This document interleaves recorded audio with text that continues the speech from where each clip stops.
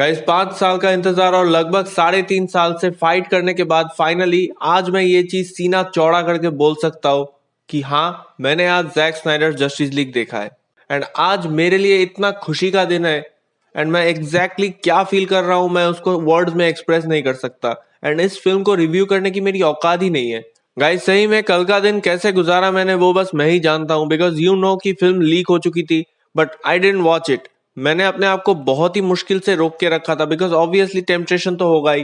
But अगर मैं इसे डाउनलोड करके देख लेता तो फिर मैं जो गिल्ट महसूस करता that would have been too much. And the main thing is कि मैं जैक स्नाइडर और बाकी जितने भी फैंस इस मूवमेंट के साथ जुड़े हुए थे इस मूवी को रिलीज करवाने में, इंक्लूडिंग मी, मैं उन सब के साथ धोखाधड़ी कर देता। But anyways I waited, and जैसा कि कहावत है दैट सबर का फल मीठा होता है, ठीक वैसा ही मेरा वेट करना पूरा का पूरा वर्थ इट रहा है।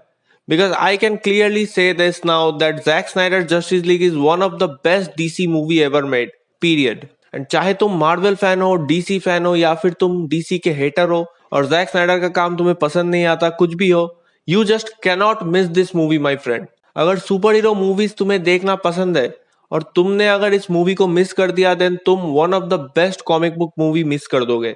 चलो अगर रिव्यू करना ही है तो let's start with the plot of this film. And मैं ये क्लियर कर देता हूँ दैट इस वीडियो में मैं कोई भी छोटा सा भी स्पॉइलर नहीं देने वाला हूँ, तो तुम बेझिझक होकर इस वीडियो को देख सकते हो। गाइज ऊपर ऊपर से अगर तुम इस मूवी को देखकर वन लाइन में समराइज करना चाहो तो तुम शायद इसको 2017 के जस्टिस लीग से कंपेयर कर दोगे, बिकॉज इसका जो बेसिक कोर स्टोरी लाइन है दैट इज सेम।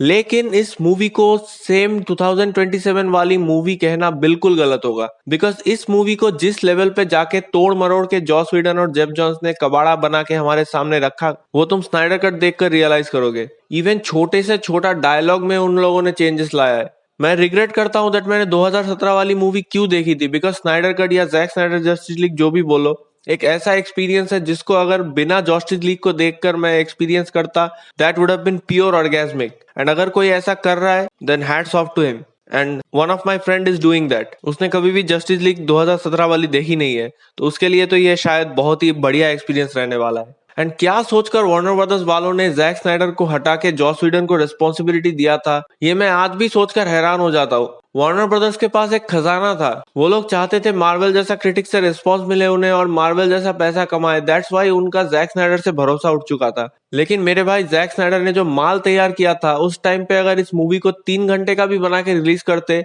तब भी इस मूवी को बहुत सारा प्रेज मिलता, जो कि नेचुरली अब मिल ही रहा है। एंड जो रेटिंग्स डब्ल्यूबी वालों ने सोचा था कि उन्हें जस्टिस लीग के साथ मिलेगा वो स्नाइडर कट लेकर चला गया।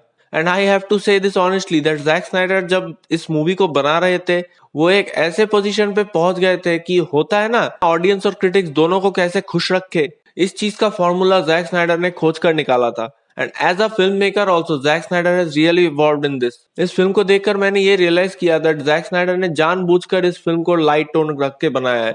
एंड इस मूवी में ह्यूमर भी है, लेकिन ह्यूमर और फनी होने के बावजूद भी ये फिल्म हमें बिल्कुल भी क्रिंजी और चीजी नहीं लगता। एंड जो सीरियसनेस है सिचुएशन का we can really feel that, जो कि जस्टिस लीग में बिल्कुल मिसिंग था। एंड इस मूवी का लाइट टोन होना बिल्कुल जस्टिफाइड है because we have characters like Flash, Wonder Woman, Cyborg, Aquaman. तो कैरेक्टर के हिसाब से ही फिल्म का टोन सेट होता है। एंड बैटमैन वर्सेस सुपरमैन में फोकस बैटमैन पर ज्यादा था एंड इतने सारे कैरेक्टर्स वहां पे नहीं थे।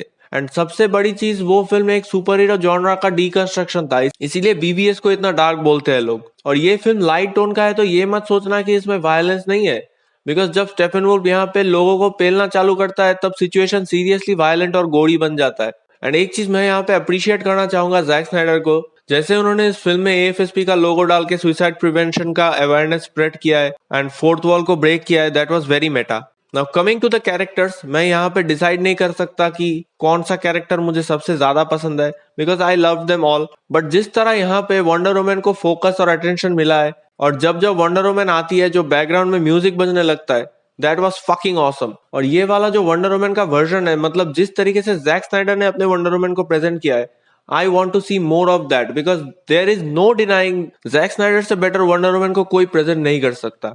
The way she fights here, also जो कुछ भी Wonder Woman यहाँ पे कर रही है वो Wonder Woman 84 से 1000 times better लगा मुझे। एंड अगर कोई भी बोले कि जैक स्नाइडर नहीं जानता कैसे इन कैरेक्टर्स को हैंडल करना है, I will tell them to watch this film। Remember first Wonder Woman film में भी जैक स्नाइडर हेवीली इन्वॉल्व था and we love that film. So मैं और कुछ नहीं कहना चाहता, तुम लोग जब मूवी देखोगे तो अपने आप समझ जाओगे कि मैं क्या मीन कर रहा हूँ।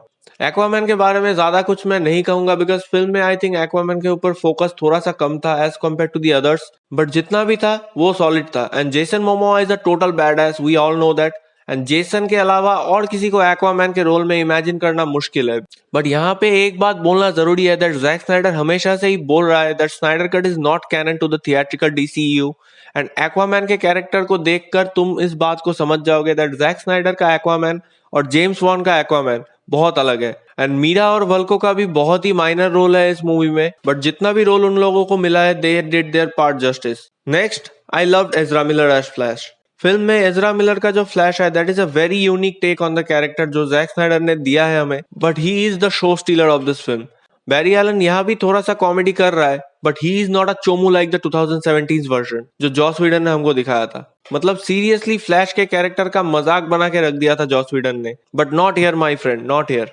जब जब फ्लैश यहाँ पे अपनी फ्लैश वाली हरकतें चालू करता है, स्पेशली एंड में, I was on the edge of my seat. And I hope Andy Muschietti flash के कैरेक्टर के साथ जस्टिस करे। एंड आयरिस का रोल यहाँ पे ज्यादा तो नहीं था, but I love that interaction between them. And Barry Allen और हेनरी एलन के बीच का इंटरेक्शन भी बहुत सॉलिड था। Now coming to Bat Fleck, एक चीज मैंने यहाँ पे नोटिस किया है दैट ये वाले बैट फ्लेक और बीवीएस वाले बैट फ्लेक में कैरेक्टर चेंजेस है, and that is due to the fact कि बैटमैन बदल चुका है एंड अब वो बदले की भावना में नहीं जी रहा। सुपरमैन के डेथ से वो बहुत ही अफेक्टेड हुआ है और अब बैटमैन लोगों के अंदर की अच्छाई को देखना चाहता है। And also he is acting as the team leader here, तो इसीलिए बैटमैन के कैरेक्टर में तुम्हें चेंजेस नजर आएगा, but he is still the bad ass Batman that we loved. अगर किसी को मारने की बारी आए तो बैटमैन उसका अभी भी वो ही हाल कर सकता है जो वो बीवीएस में कर रहा था। लेकिन भले ही बैटमैन के कैरेक्टर को यहाँ पे थोड़ा सा लाइट दिखाया गया है, बट जब सीक्वल्स बनेगा इसका that will be too dark. Next, इस मूवी में सुपरमैन का रोल लिमिटेड है एंड वो एक्सपेक्टेड भी था because Superman is dead for the majority portion of this movie. लेकिन जब सुपरमैन जिंदा होता है एंड उसके बाद चाहे जस्टिस लीग के साथ फाइट का सीन हो या फिर केंट फार्म में लोइस और मार्था के साथ वाला इमोशनल मोमेंट हो या फिर फर्स्ट फ्लाइट 2.0 और the end battle, Superman just owns the show. And Zack Snyder कितना रेस्पेक्ट करता है सुपरमैन के कैरेक्टर को ये तुम मूवी देखकर समझ पाओगे। और जिस तरीके से हेनरी कैविल सुपरमैन के रोल को पोर्ट्रे करता है that is just something which I can't express in my words. और जब ये कैंट फार्म में रियूनियन का सीन होता है और फर्स्ट फ्लाइट 2.0 वाला सीन होता है, गाइस सीरियसली बता रहा हूँ, you will feel very emotional. And जैसे जोरेल और पार्क एंड का वॉइस ओवर आता है उसके साथ हांस जिमर वाले सुपरमैन स्कोर को जंकी एक्सेल ने जिस तरीके से मॉडिफाइड करके प्रेजेंट किया है यहाँ पे, दैट इज माइंड ब्लोइंग। मेरा बस यही एक कंप्लेन है कि मैं सुपरमैन को थोड़ा और देर तक देखना चाहता था, बट कोई नहीं यार, चलता है। And lastly let's talk about the heart of the movie, that is cyborg. And hats off to Ray Fisher man, seriously hats off. Zack Snyder इतने दिन तक जो बोल रहा था that he is the heart of the movie, वो क्यों ऐसा बोल रहे थे ये मैं इस मूवी को देखकर समझ पाया हूँ। एक ब्लैक न्यू कमिंग एक्टर को जैक स्नाइडर ने इस फिल्म का सबसे इंपॉर्टेंट कैरेक्टर बनाया था एंड डीसी ब्लैक पैंथर के पहले ही एक ब्लैक सुपर हीरो के साथ कमाल कर सकता था, लेकिन उनको बहुत खुजली थी। एंड यार मैं हैरान हो गया कि किस तरीके से जॉस व्हीडन ने रे फिशर के करियर को बर्बाद किया है 2017 में। जेफ जॉन्स, टोबी एमरिक और जॉस व्हीडन को मैं जितना भी गाली दूं ना वो कम है गाइस। यार इस फिल्म को देखकर तुम लोगों को भी इतना गुस्सा आएगा ना इन हरामियों के ऊपर, कभी कभी कंट्रोल करना मुश्किल हो जाएगा तुम्हारे लिए। बट सीरियसली गाइस, साइबॉर्ग का character arc and development was the highlight of this movie. And Zack Snyder Justice League को हम विदाउट एनी डाउट साइबॉर्ग का ओरिजिन स्टोरी बोल सकते हैं। और जिस तरह से साइबॉर्ग का उसके मॉम के साथ और उसके डैड के साथ रिलेशनशिप दिखाया गया है, that was really emotional, touchy and chances are कि तुम लोग कुछ सीन्स में शायद रो पड़ोगे। मूविंग ऑन, बिना कोई स्पॉइलर दिए तुम्हें प्लॉट और कैरेक्टर्स के बारे में तो मैंने बता दिया, लेकिन कोई भी सुपर हीरो फिल्म उसके विलन के बिना अधूरा होता है। और यहाँ विलन है हमारे स्पाइकी फकर स्टेपेनवुल्फ चचा, जो कि 2017 वाले वर्जन से 10 टाइम्स बेटर विलन है। And he is menacing, fierce and scary. And इस बार स्टेफेनवुल्फ के मोटिवेशन को भी समझ पाते हैं हम, बिकॉज यहाँ पे हमें स्टेफेनवुल्फ का एक बैक स्टोरी दिखाया गया है जो डार्क साइड से लिंक्ड है। And I am really glad about that, because ये वाला स्टेफेनवुल्फ जस्टिस लीग वाले स्टेफेनवुल्फ जैसा चाइनीज माँ का लाडला नहीं है जो कि बात बात पे मदर मदर करता रहता है। ही मीन्स बिजनेस, और अगर तुम उसके रास्ते में आओगे तो वो तुम्हारे रास्ते लगा देगा। एंड फाइनल फाइट भी यहाँ पे बहुत ही औसम लगा मुझे। लेकिन मेरे भाई यहाँ पे एक और चचा है जो कि मेन फोकस में तो नहीं है, बट अगर ये आ जाए तो ये सबको पेल देगा, हम वो समझ पाते हैं। And yes, I am talking about dark side here. And dark side को लेकर मैं यहाँ पे ज्यादा बात नहीं करूंगा, बस इतना ही बोलूंगा कि डार्क साइड को देखकर तुम फील करोगे that he is something. And यहाँ पे एक ऐसा सीन है, बस उस सीन से मैं इतना बोल सकता हूँ कि अगर 2017 में ये मूवी रिलीज होता तो थैनोस के पहले हम डार्क साइड को तो देख पाते ही। एंड बस उस एक मोमेंट में डार्क साइड ने जो किया है, दैट इज एनफ टू से कि अगर डार्क साइड अपना फुल पावर दिखा दे तो Thanos will be nothing in front of him. Don't get me wrong, Thanos is a great villain. Thanos का जो कैरेक्टर डेवलपमेंट था, that was really awesome. But Darkseid is the big daddy of all. And guys, there is a reason why Darkseid is called the big daddy of all, है ना? तो वैसा presence भी होना चाहिए। एंड उस एक सीन में Darkseid ने जो किया है, that was enough। और इस फिल्म में Amazonians को भी स्क्रीन टाइम ज्यादा दिया गया है और उनको भी बहुत ही ग्रेशियसली हैंडल किया है जैक स्नाइडर ने। एंड फैबियन वैगनर का सिनेमाटोग्राफी और जंकी एक्सेल का मूवी इस मूवी को एक एपिक स्केल का मूवी बना देता है। जब जैक स्नाइडर अपने स्टोरी को लॉर्ड ऑफ द रिंग के साथ कंपेयर करते हैं तो समझ लेना there is a reason. And VFX का काम भी बहुत सॉलिड है यहाँ पे। गाइस, कोई भी फालतू के बातों पे ध्यान मत देना अगर कोई तुम्हें बोले कि सीजीआई में प्रॉब्लम है। सीजीआई बिल्कुल ठीक था इस फिल्म का, ट्रस्ट मी गाइस। लोगों को बस नेगेटिविटी फैलानी है और लोग फिल्म को रिव्यू तो कर देते हैं, बट उन्हें कैमरा वर्क और सीन फ्रेमिंग का कोई भी आइडिया नहीं है। That is clear to me now. और इस फिल्म का हिस्ट्री लेसन वाला सीन, देन नाइटमेयर का सीन और जिस तरीके से ये मूवी एंड हुआ, आई कैन गारंटी यू कि एक तूफान आने वाला है बहुत जल्द। एंड लोग अब और ज्यादा डिमांड करने वाले हैं to restore the Snyderverse. And अगर HBO मैक्स वालों ने इसका सीक्वल नहीं बनाया देन उनसे बड़ा बेवकूफ कोई नहीं होने वाला। एंड जिस तरीके से फिल्म का एडिटिंग हुआ है, दैट इज सॉलिड। देखते देखते 4 घंटा कब निकल गया मुझे पता ही नहीं चला। कुछ लोगों को मूवी लंबा लग सकता है, but to me this was perfect. उल्टा मैं तो चाहता था कि कुछ देर और चले मूवी।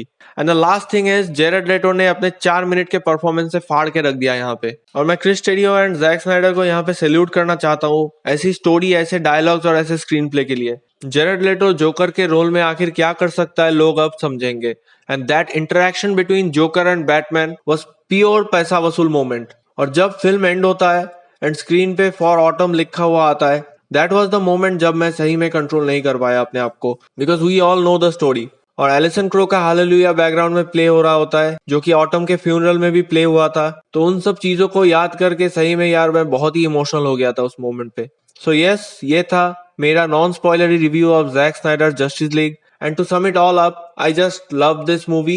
एंड मैं कोई भी रेटिंग में बिलीव नहीं करता, तो ऑब्वियसली कोई रेटिंग मैं यहाँ पे नहीं देने वाला हूँ। और मैं इस मूवी को कंपेयर भी नहीं करने वाला कि क्या ये मैन ऑफ स्टील और BVS से बेटर है या नहीं। I will only say that कि तीनों ही बहुत डिफरेंट फिल्म है एंड तीनों ही अपने अपने जगह में बेस्ट है। सो तुम लोग क्या सोचते हो मेरे इस रिव्यू के बारे में, एंड तुम्हें मूवी कैसा लगा मुझे नीचे कमेंट्स में जरूर बताना। इसके बाद एंडिंग एक्सप्लेनेशन वाला वीडियो भी मैं डालने वाला हूँ, तो चैनल को सब्सक्राइब जरूर से कर लेना। और अगर सीक्वल्स चाहते हो देन प्लीज मेरे भाई 70 रुपीज पे करके मूवी को लीगली देख लो। मैंने ऑलरेडी वीडियो बना रखा है कैसे देखना है, तो वीडियो तुम जरूर देख लेना। Okay, so bye bye guys, take care.